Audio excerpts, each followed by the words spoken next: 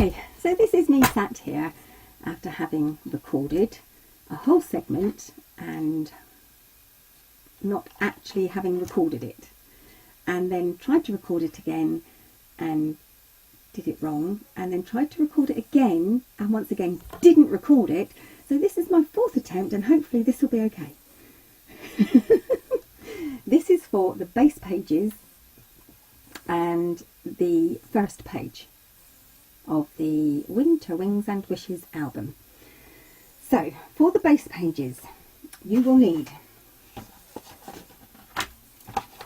2 sheets of paper. Now I haven't actually done a specific amount, I've just done a handful. I think I've done 10 of each.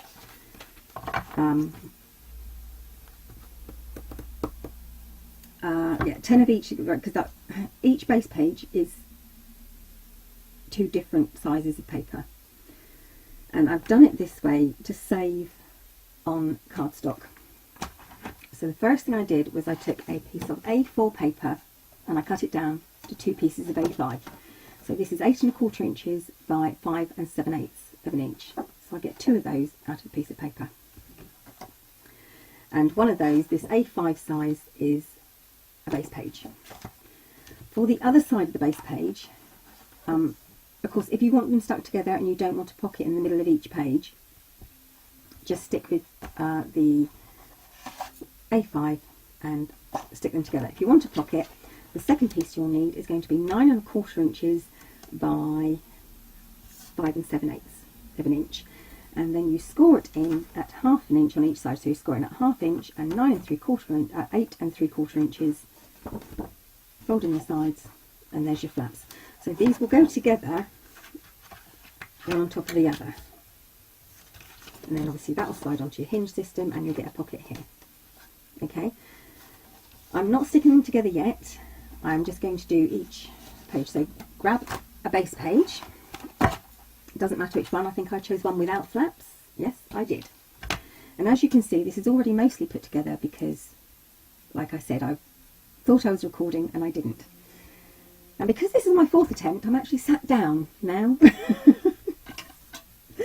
So for the next piece, it's this flap here. So I have my base page and I'm going to put on a flap, and then there's going to be a pocket. So for this first flap at the front, I cut a piece that was 6 1/2 inches by 8 1/4 inches. And on the 6 1/2 inch side, I scored it at 1/2 inch and then 5/8 of an inch on the 6 1/2 inch side. So that gives me 5 7/8 of an inch across here, plus a 1/8 of an inch gusset, and a small flap here to stick on. And I stuck it onto the back of the page rather than stick it down onto the front. I've stuck it behind. Okay, that's the first flap. The second flap here is 6 1/4 inches by 8 1/4 inches. And on the 6 1/4 inch side, I've scored it at 5 5/8 and 5 3/4 of an inch. So this gives you a 5 3/4 of an inch flap here, 1/8 of an inch here, and a smaller flap that I've also stuck behind. And that goes onto the right hand side of the page. The first flap goes onto the left hand side. For the pocket in the centre, it was a scrap piece of paper. It is 4 3/4 inches, I think, by 6 3/4 inches, scored on the 6 3/4 inches on the half. On the 6 3/4 inch side, it is scored at 1/2 inch and 6 1/4 inches, so that it fits into this gap here. You might have to take a little extra bit off of that, maybe just a touch. Okay, and obviously I've cut in my decorative edges, what I wanted on, before I put this together. And it's been decorated with weathered wood ink, distress ink, a bit of gold Wink of Stella, and a small half-back pearl. I think it's a 5mm, 6mm. No, that's an 8mm pearl. Okay, for the next piece, okay, I had a square piece of paper And this square piece of paper was 3 3/8 of an inch by 4 5/8 of an inch. Okay, and then I scored it 1/2 inch on every side. So on all 4 sides I scored it at 1/2 inch. I then cut it in half diagonally. Now these decorative bits here have been added on, they've been glued on afterwards. So, and you want one, because the reason why you cut them out of one sheet diagonally is because you want them to be mirror images of each other, so one facing one way, one facing the other. Okay, and these pockets are going to go here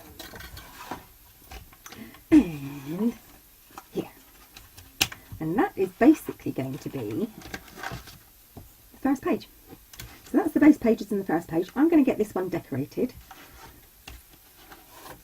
and get my pocket stuck down. I'm going to decorate the front of this before I put this pocket on, because the adhesive is going to go on the floor. Just knocked my glue pot on the floor. The adhesive is going to go over there slightly, so I want to get this covered with my base page first, which is going to be, I have chosen, and I've only chosen the front bit so far, I've chosen this as my first page, and it went this way around. Let's get it right. Okay, so it's an A4 piece, and I cut it down in half, and then I cut a little bit off the top and a little bit off this side, I do believe it was. Okay, and this one's going here, and this is obviously the Sweet Dixie die that I used on the Christmas album once before. And this one's going to go here with the gold foil edge here. And this is just, oh dear, paper. It's not actually card, it's foiled paper. I don't usually do glitter, and I don't usually do paper, foiled papers. Certainly not anything like Miri card or fully foiled cards like this. But I wanted that delicate edge with the paper. I didn't want that solidness that you get when you emboss card. And I'm trying to think what embossing folder this was. I will remember it, and when I remember it, I will come back and tell you. What embossing folder did I use? I must have used it and put it away. Anyway, so that's why I used paper instead of card, and this was all bits of leftover card and paper that I had for these smaller bits. So, and that's just going to be gold in the centre there, and I've got to decide what I'm going to have as the decorative pieces here, and when I've done that and I've stuck all this together, I will be back. Okay, haven't finished doing this yet, but thought I'd just mention I am going to have a magnet on here. So there's going to be, as these close up, there will be a magnet together. So I have to put a magnet here and a magnet here, and I'm going to have it slightly higher up because of the pockets being down at the corner here and here. So I want the magnet slightly higher up. So I shall put it on this side, and then I'll do that. So don't forget your magnet if you're having a magnet. That was quick, all decorated. I am quite pleased it was quite quick actually. Okay, so the front is plain, so you can cover that with a photograph, or I might put a poinsettia down here so you can tuck a photograph inside it. It has got a magnet up here to hold it together at the top. This is the other half of the swan picture. Small pocket here, this opens up, small little corner pocket this side, and then the larger pocket in the middle. I haven't done the tags for them yet. I'll probably do those just before I start on page 2. So, and this is the ink I've used. I've inked the edges with weathered wood. I've also inked the edges of the